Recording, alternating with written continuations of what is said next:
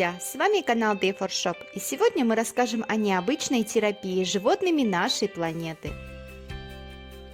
Приятно возвращаться после рабочего дня, когда дома встречает собака, радостно виляя хвостом.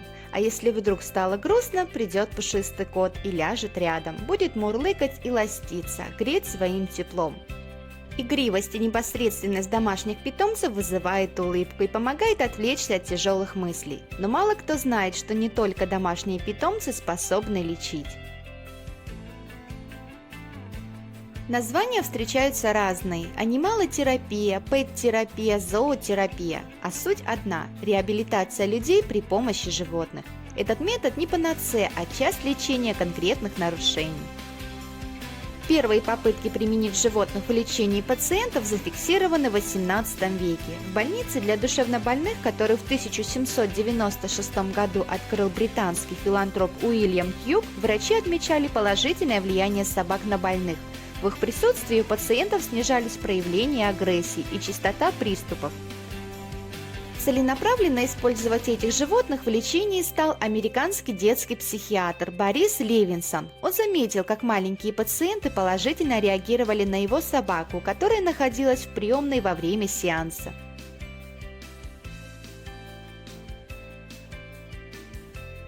Сегодня мы расскажем, как живые существа способны лечить человеческие болезни.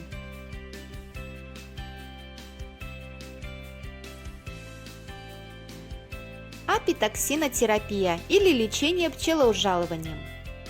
Интерес к лечению пчелиным ядом неуклонно растет. Применяется такое лечение только по назначению и под непосредственным наблюдением врача. Пчелиные ужаления улучшают сон, общее самочувствие, работоспособность и аппетит.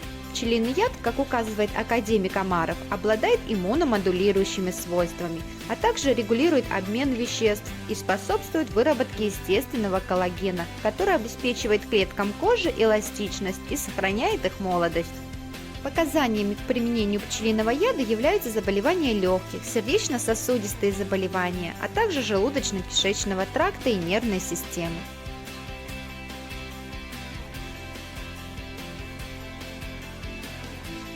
Муравьиная терапия.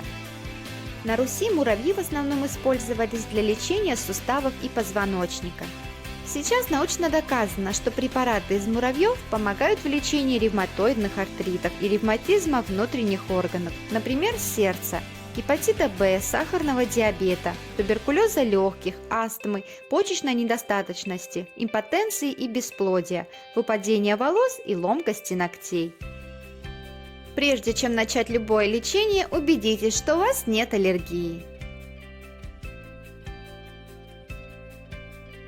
В Россию и западные страны пришло популярное увлечение из Азии – СПА-процедура «Змеиная терапия».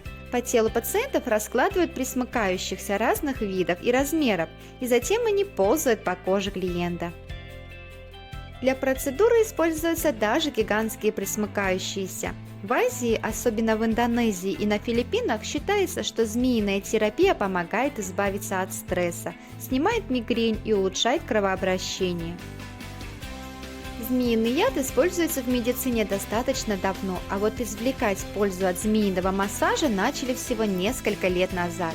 Лечебный эффект от контакта со змеями заметила любительница этих животных Ара Барак, которая держит дома полоза.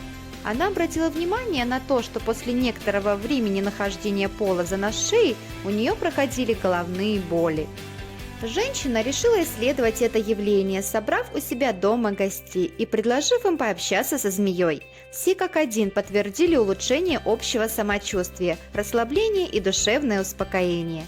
Ара стала первооткрывателем в области змеиной терапии, и сегодня ее спа-салон в Израиле имеет мировую славу. Змеиный массаж помогает при стрессах и нервных расстройствах. Эффект от воздействия змеи достигается за счет медленных равномерных движений рептилии.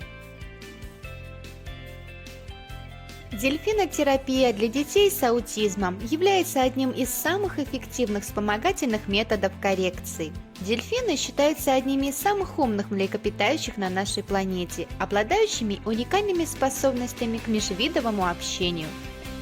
От природы они наделены позитивным любознательным характером и абсолютно безопасны для человека. Принцип дельфинотерапии строится на общении малыша с дельфином в произвольной игровой форме под наблюдением специалистов и родителей.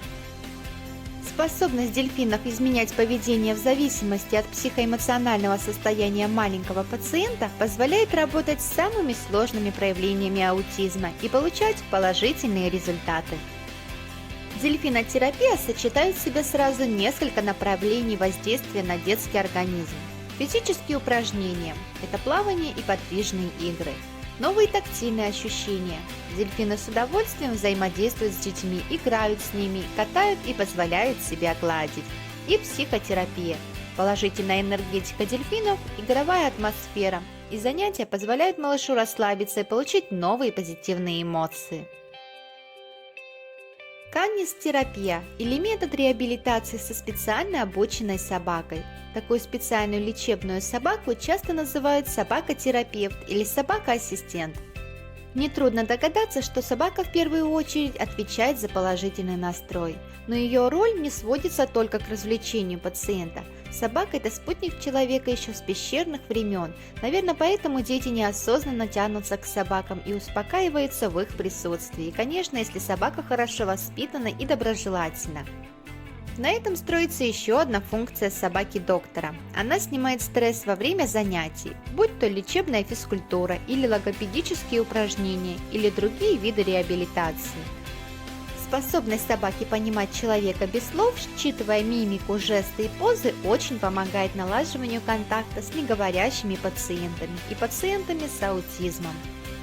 Собака сочетает в себе тренера, друга и спортивный снаряд, побуждая пациента к игре. Она мотивирует его двигаться и выполнять нужные для реабилитации занятия, поддерживать физическую нагрузку. Канадские ученые выяснили, что за 1,5 часа группового общения с собаками снижается стресс у студентов и повышается их бодрость и настроение. Это показали с помощью небольшого исследования с использованием пэт-терапии.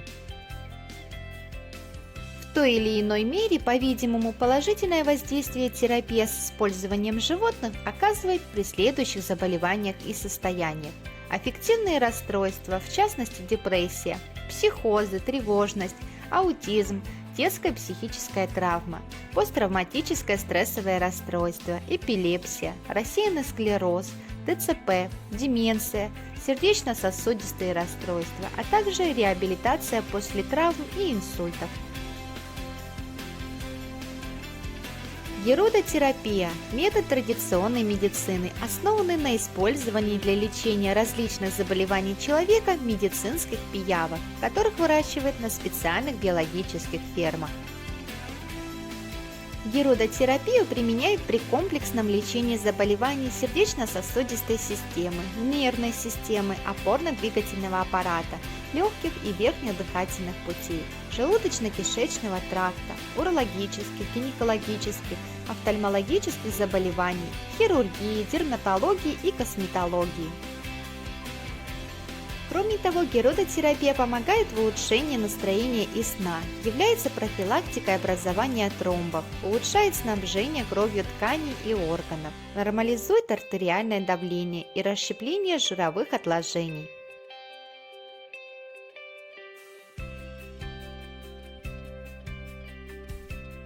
Проводить такую терапию может только специалист. Он разрабатывает программу для пациента с учетом его диагноза, особенностей и целей терапии, учитывать противопоказания и работать с животными, прошедшими специальную подготовку. В качестве терапевтов, кроме указанных ранее живых существ, для лечения пациентов используют лошадей, кошек, свинок и других животных. Нельзя сказать, что какое-то одно животное помогает лечить конкретную болезнь. Все звери улучшают состояние пациентов в целом. Благодаря работе с животными пациенты больше привержены лечению, испытывают больше положительных эмоций, расслабляются и даже быстрее восстанавливаются после наркоза. Наблюдение за животными отвлекает от собственных проблем и помогает переключиться. Контакт с животными – это общение, которое помогает бороться с чувством изоляции пациентам с психическими особенностями и спасает от одиночества пожилых людей. Ставьте лайк, если вам понравился наш обзор, и подписывайтесь на наш канал, чтобы не пропустить новые видео. А на этом наш обзор окончен. До новых встреч, друзья!